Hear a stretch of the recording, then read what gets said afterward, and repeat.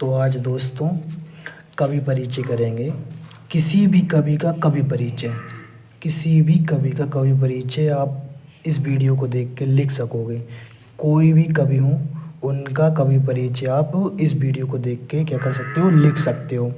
चाहे वो 9th का हो, 10th का हो, 11th का हो, 12th का हो, किसी भी कवि का। ठीक है, चलो स्टार्ट करते हैं। पहले लिखेंगे फिर बाद में समझते हैं। ठीक है, तो पहले क्या करते हैं कि कवि परिचय, आपको क्या करना है, कवि परिचय। किसी भी कवि का कवि परिचय आए पहले उनका नाम लिखना है यहाँ पे। जैसे कि तुलसीदास, कुमार नारायण, सूर्यकांत त्रिपाठी निराला, ये कवि का नाम लिखना है। ठीक है, यहाँ पे अब क्या करना है कि पहले क्या चलता है कि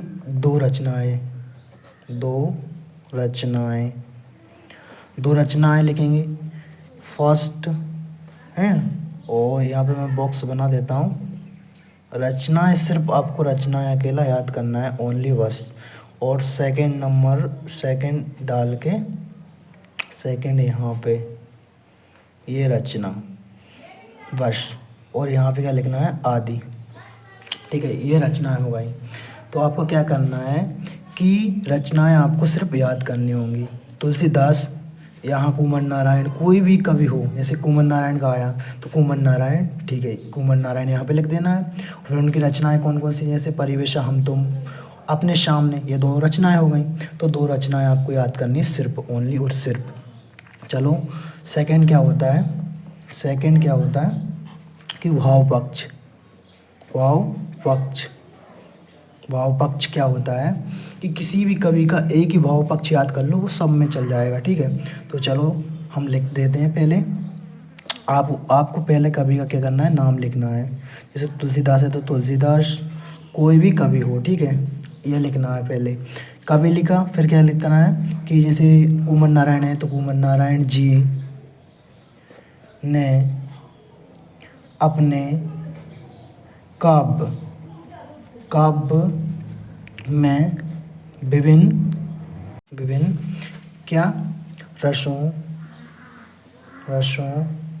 का प्रयोग किया है। कोई भी कवि हो पहले रसों का प्रयोग तो करते हैं, वो भी अपने काव्य में विभिन्न रसों का प्रयोग किया है। तुलसीदास जी ने अपने काव्य में विभिन्न रसों का प्रयोग किया है। कुमार नारायण जी ने अपने काव्य में विभिन्न रसों का प्रयोग किया है। और ये क्या है, ये महान दार्शनिक कवि हैं। ये क्या है, महान दार्शनिक कवि हैं। या तुलसीदास जी महान दार्शनिक कवि हैं, या कुमार नारायण जी महान दार्शनिक कवि हैं। ठीक है, और फिर ये नारी के प्रति श्रद्धा और सम्मान का भाव रखते हैं। ठीक है, ये नारी के प्रति, कोई भी कवि हो नारी के प्रति श्रद्धा और सम्मान का भाव रखते हैं। ठीक है, चाहे तुलसीदास जी हों, चाहे कुमार नारायण जी हों, चाहे सूर्यकांत त्रिपाठी निराला हों, चाहे आलोक धनबा हों, कोई भी हो। ठीक है, तो ये भाव पक्ष हो गया अपना। इतना ही लिखना है आपको, भाव पक्ष बस। दो रचनाएं सिर्फ आपको याद करनी है बस।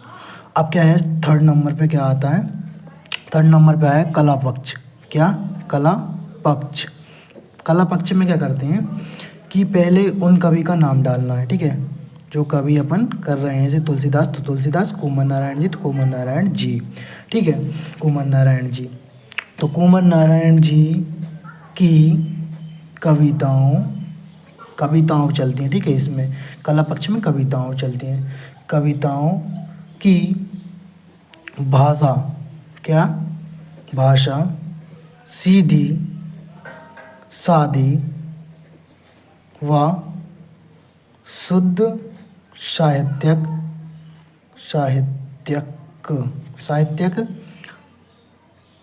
खड़ी बोली है। तुलसीदास जी हों चाहे कुमार नारायण जी हों, की कविताओं की भाषा जो है वो सीधी सादी व शुद्ध साहित्यक खड़ी बोली है। ठीक है,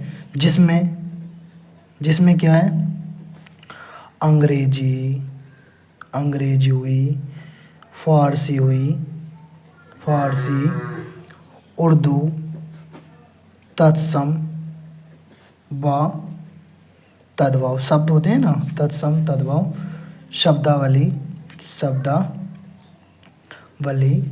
का प्रयोग किया है। ठीक है, क्या होता है कि जिसमें अंग्रेजी, फारसी, उर्दू, तत्सम व तद्भव शब्दावली का प्रयोग किया है उन्होंने। ठीक है, इन्होंने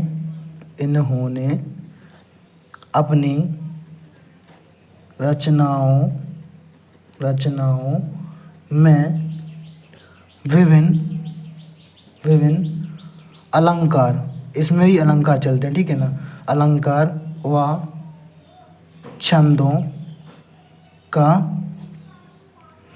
प्रयोग किया है। ठीक है, इसमें उन्होंने क्या किया है, इन्होंने अपनी रचनाओं में क्या करते हैं, अलंकार और छंदों का प्रयोग लगा देते हैं, छंदों का प्रयोग किया है।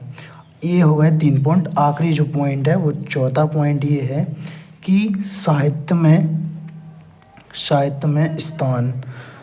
में स्थान और आपको लिखना है और कुछ नहीं, यही करना है सब। कोई से भी कवि में आया यही कला पक्ष करना है, यही भाव पक्ष करना है कवि परिचय में। ठीक है, लेखक परिचय आगे आएगा सेकंड वीडियो में। तो अपन क्या करते हैं, साहित्य में स्थान इन जैसे महान कवि, ठीक है ना, कवि, इन जैसे महान कवि। ठीक है, ये कवि लिखा है, चलो ये कवि कई सदियों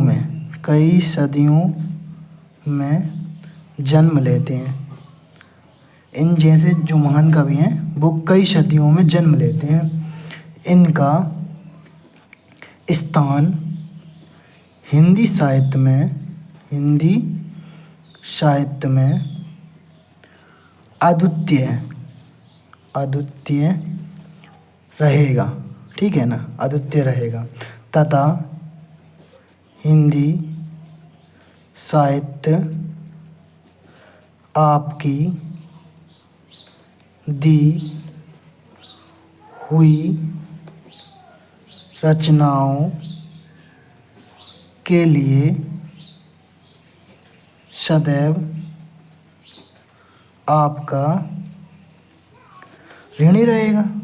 ठीक है, ऋणी रहेगा। ठीक है, ये हुआ है। क्या करना है, इन जैसे महान कवि कई सदियों में जन्म लेते हैं। ठीक है ना, कई सदियों में जन्म लेते हैं। इनका स्थान साहित्य में अद्वितीय रहेगा, मतलब सबसे प्रथम पे है। कोई भी कवि हो, यही लिखना है। ठीक है, कोई भी कवि हो तथा हिंदी साहित्य आपकी दी हुई रचनाओं, जो हिंदी साहित्य है ना, वो इनने जो रचनाएं दी हैं, या तुलसीदास हो या कुमार नारायण जी हो, आपकी दी हुई रचनाओं के लिए सदैव आपका ऋणी रहेगा। सदैव आपका क्या रहेगा, ऋणी रहेगा। तो दोस्तों ये थी वीडियो, मस्त लगी हो तो लाइक करना। और यहाँ पे दोस्तों क्या करना है, आपको कवि का नाम डालना है बस। कवि कोई भी कवि हो, सिर्फ रचनाएं आपको याद करनी है बस। दोस्तों यही थी वीडियो, अच्छी लगी हो तो लाइक करें। लेखक परिचय आने वाला है।